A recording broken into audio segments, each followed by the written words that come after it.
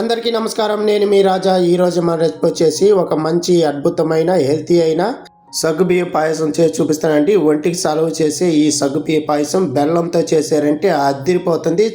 ఈ వేసవి కాలంలో ఇది చాలా ఉపయోగపడుతుంది. వారానికి ఒక 2-3 సార్లు చేసుకొని తినొచ్చు. చాలా బాగుంటుంది. ప్రతి ఒక్కరు తింటారు. ఇలా చేసి పెట్టారంటే చాలా త్వరగా అయిపోతుంది, క్విక్గా అయిపోతుంది. సగ్గుబియ్యం బెల్లం ఉంటే చాలు పాయసం రెడీ అయిపోతుంది. ఎలా చేయాలో పూర్తి వీడియో చూడండి. రండి వీడియోలోకి వెళ్దాం. ముందుగా ఒక మిక్సింగ్ బౌల్ తీసుకొని 1 కప్పు దాకా సగ్గుబియ్యం తీసుకోవాలండి. సగ్గుబియ్యం నానబెట్టుకునే దానికి ఇక్కడ నేను 2 కప్పుల దాకా వేడి నీళ్ళు పోస్తున్నాను. వేడి నీళ్ళు పోయటం వల్ల త్వరగా నానిపోతుంది సగ్గుబియ్యం. లేదు ఎక్కువసేపు నానబెట్టాలన్నప్పుడు మంచినీళ్ళు పోసుకొని ఒక 2-3 గంటల సేపు నానబెట్టుకోండి. త్వరగా చేసుకునే వాళ్ళు మాత్రం ఈ మెథడ్లో ట్రై చేయండి, బాగా వస్తుంది. ఒక 5 నిమిషాల పాటు అలాగే వదిలేయాలి. సగ్గుబియ్యం నానే లోపల స్టవ్ మీద కడాయి పెట్టుకొని ఒక 2 కప్పుల దాకా మంచినీళ్ళు పోసుకోవాలి. ఇక్కడ 4 కప్పులు తీసుకుంటున్నాము. 2 కప్పులు వేడి నీళ్ళుగా సగ్గుబియ్యంలో వేసుకున్నాము. ఈ వాటర్ అంతా బాయిల్ చేసుకోవాలి. 5 నిమిషాల తర్వాత చూడండి ఎంత బాగా నానిందో వేడి నీళ్ళల్లో. ఇప్పుడు ఇదంతా తీసుకొని మనము కడాయిలో వేసుకుందాము. ఇప్పుడు వాటర్ కూడా బాగా బాయిల్ అయింది. ఇప్పుడు మనము సగ్గుబియ్యం నానబెట్టుకున్న సగ్గుబియ్యం మొత్తం ఇందులో వేసుకుందాం.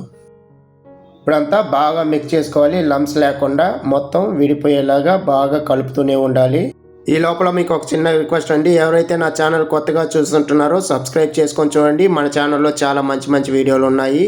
మంచి హెల్తీ రెసిపీలు, స్నాక్స్ రెసిపీలు కూడా ఉన్నాయి. అవి కూడా చూసి నేర్చుకొని తినండి.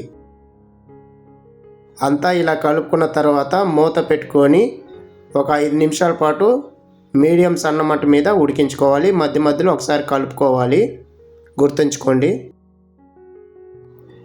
ఇప్పుడు సగ్గుబియ్యం అంతా బాగా ట్రాన్స్పరెంట్గా అయిపోయింది. చూడండి, చూపిస్తాను. ఇప్పుడు 75% బాగా ఉడికిపోయింది. ఈ సమయంలో వచ్చేసి మనము పాలు అనేది యాడ్ చేసుకున్నాము. ఇందులోకి ఒక 4 కప్పుల దాకా మంచి క్రీమీగా ఉండే పాలు పోసుకోండి.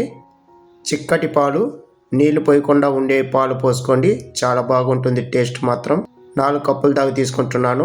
మీకు పాలు ఇష్టం లేదంటే వాటర్ అయినా మీరు పోసుకోవచ్చు. ఒక 4 కప్పులు పోసుకొని బాగా ఉడికించుకోండి.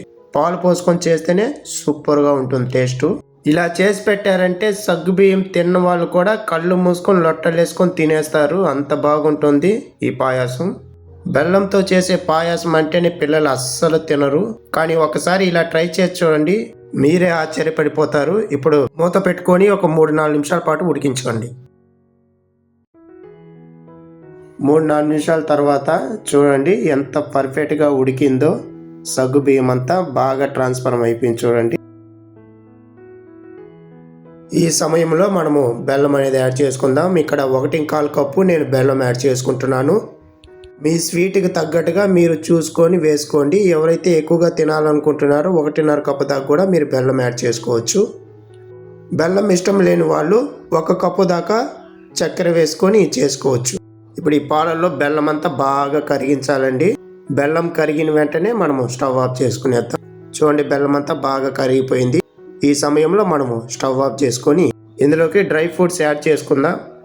ఇష్టం లేని వాళ్ళు పచ్చి కొబ్బరిని నెయ్యిలో వేయించుకొని కూడా వేసుకోవచ్చు. స్టవ్ మీద చిన్న ప్యాన్ పెట్టుకొని 2 టేబుల్ స్పూన్ దాకా నెయ్యి వేసుకోండి.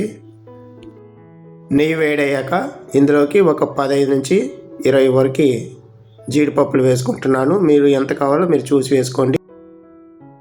ఒక 30 సెకండ్స్ దాకా బాగా ఫ్రై చేసుకోండి, బ్రౌన్ కలర్ వచ్చేంత వరకు లైట్గా.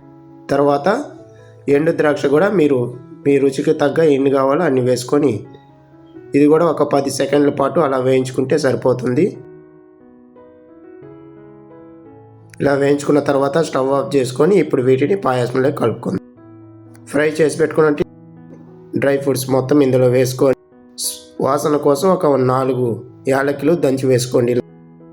ఇంతేనండి, సింపుల్గా చేసుకోవచ్చు. ఒంటికి సర్వ్ చేసే సగ్గుబియ్యం బెల్లం పాయసం చాలా సింపుల్గా ఈజీగా చేసుకొని మీకు ఎలా వచ్చిందో ఫీడ్బ్యాక్ నాకు చెప్పండి. ఈ వీడియో మీకు నచ్చినట్లయితే లైక్ చేయండి, షేర్ చేయండి, కామెంట్ చేయండి. మరిన్ని వీడియోస్ కోసం నా ఛానల్ సబ్స్క్రైబ్ చేసి పెట్టుకోండి. ఇలాంటి మంచి వీడియోలు నేను చూపిస్తాను. ఈ వీడియో పైన మీ ఫీడ్బ్యాక్ చెప్పండి ఎలా వచ్చిందని. ఏమన్నా డౌట్ ఉన్నట్టయితే ఈ వీడియో పైన నన్ను అడగండి, తప్పకుండా రిప్లై ఇస్తాను. మళ్ళీ వీడియోలో ధన్యవాదాలు.